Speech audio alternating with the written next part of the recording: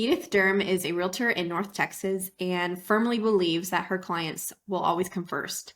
She understands that buying and selling is more than a transaction and it is a journey. In fact, if you look up Edith and look at her reviews from her clients, they always are praising her professionalism, her patience, and how responsible she is, and her overall support for her clients and for the whole real estate process. Her commitment to excellence and having a very personalized service for her clients have made her a very trusted expert in North Texas and North DFW in the real estate market.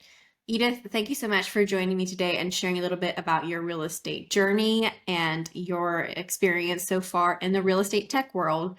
To start off the conversation, can you share how you got into the real estate industry and became an agent?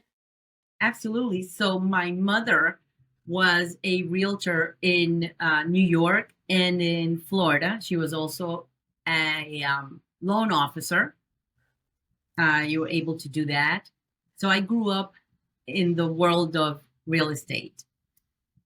Then in 2018, I actually made my career through the opposite end of mortgages.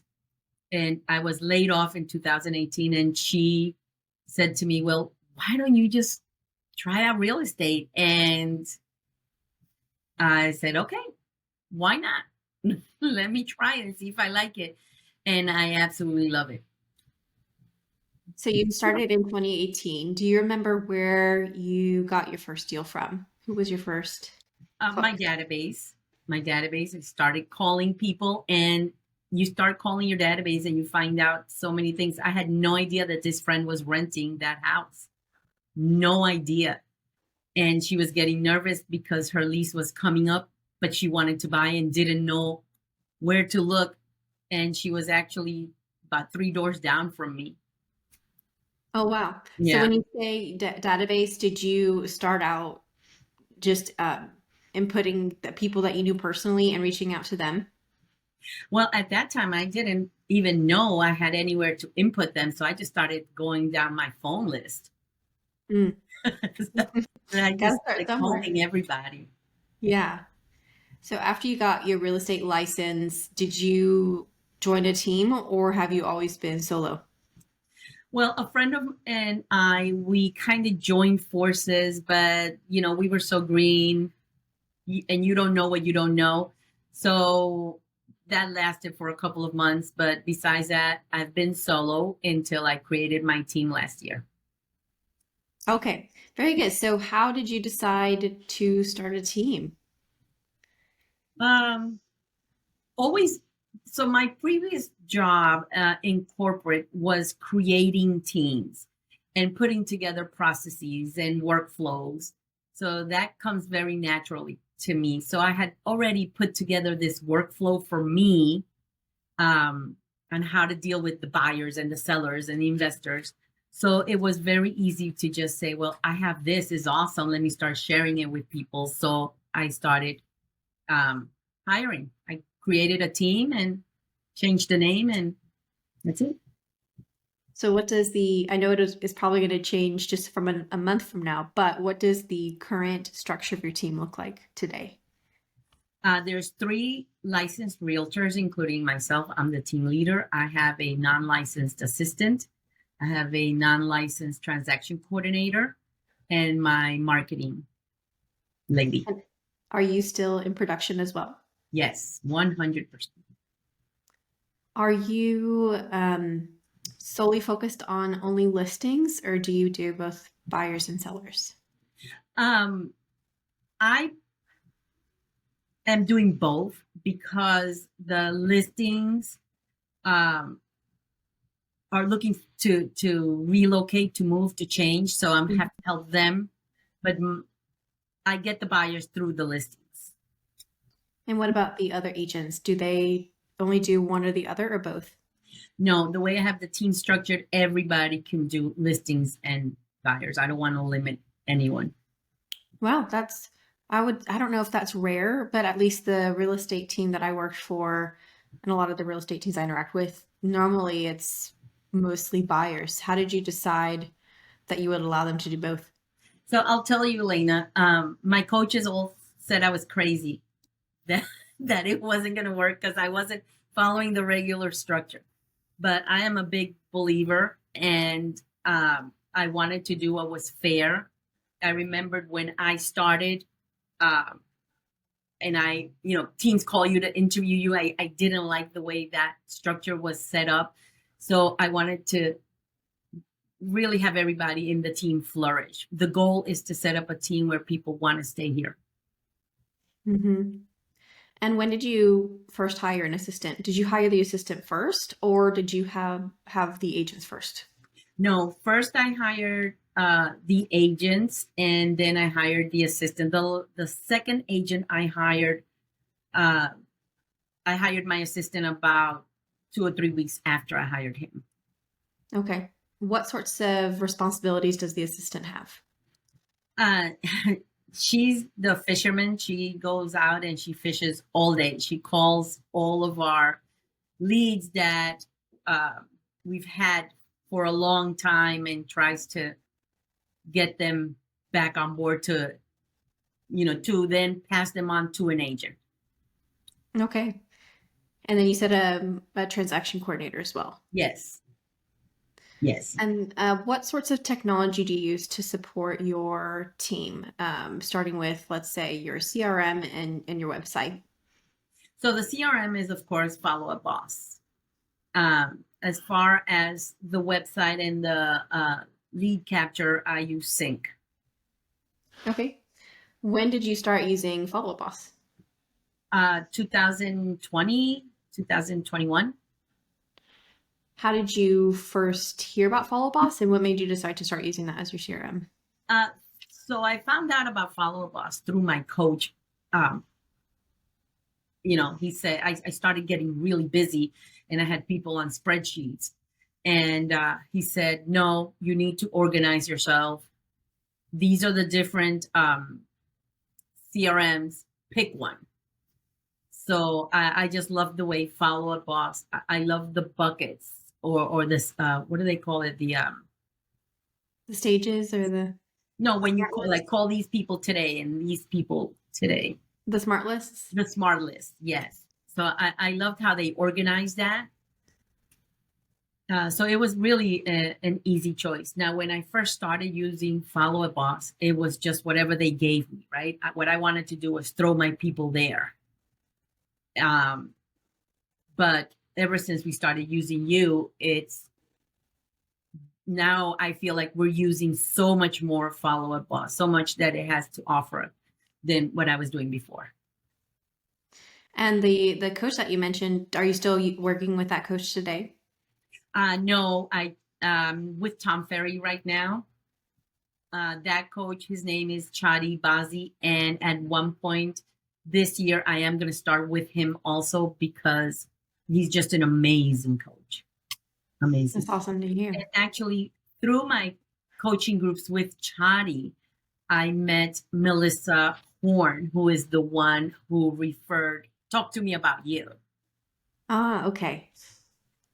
Okay. So how did that conversation come about with Melissa? We were talking and she was telling me about, how great her follow-up boss is. And I couldn't understand why my follow-up boss wasn't doing all these great things that hers was doing.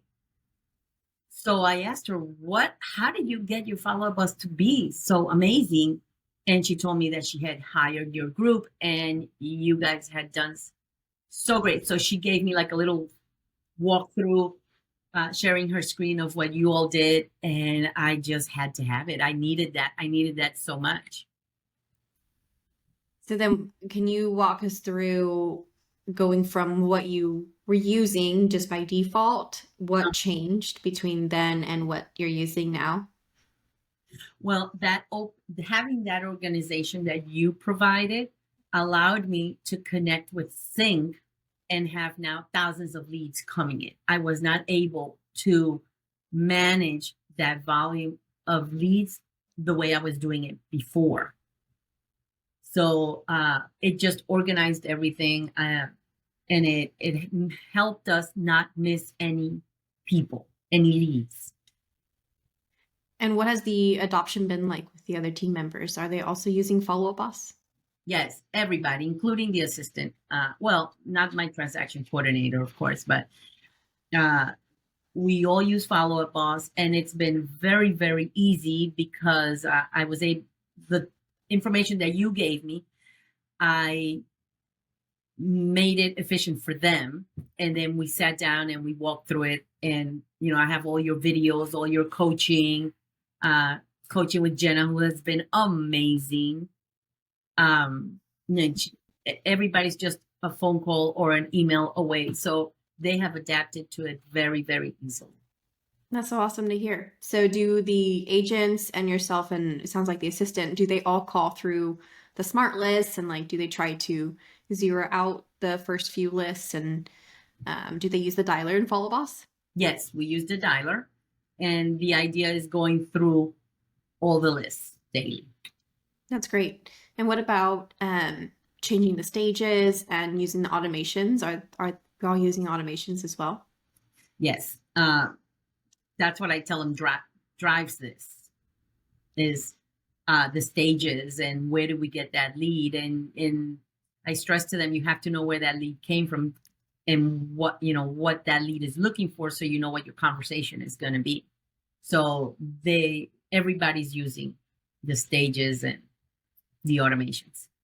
That's great. So what sorts of results have your agents see with using the smart lists? How are they able to manage their follow-up? Or you personally, how has managing your follow-up been, or how has it changed? Is it a little bit more realistic for you? Is it maybe not as overwhelming with the way you were managing it before compared to now? Definitely not as overwhelming as before because now I'm not calling the same people. I'm not dialing the same people. I'm actually talking to different people every single day, and the people that I have to talk to. Mm-hmm. And then the automations, can you share some of the automations that you and your team have been using? Basically, the one that I really love is once we go under contract, it sends that automatic email that's saying that we're under contract. So that's one less thing I have to think about, and the birthdays and the home anniversaries. And we really use all of them. Mm-hmm. Yeah, and I think you shared you've been using this setup for what was it, like a little over a year now? Is that right? Yeah. Yeah. And thinking about, like you mentioned, you're getting thousands of leads and you're giving these to your team members. What sorts of results have you seen with the initial incoming source of automations? Are leads doing any sorts of responses to those types of initial action plans? Yes, absolutely. That's how we are able to engage with them and continue.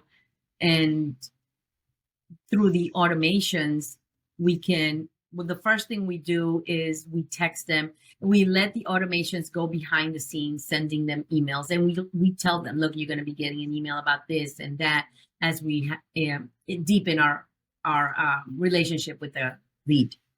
Mm-hmm.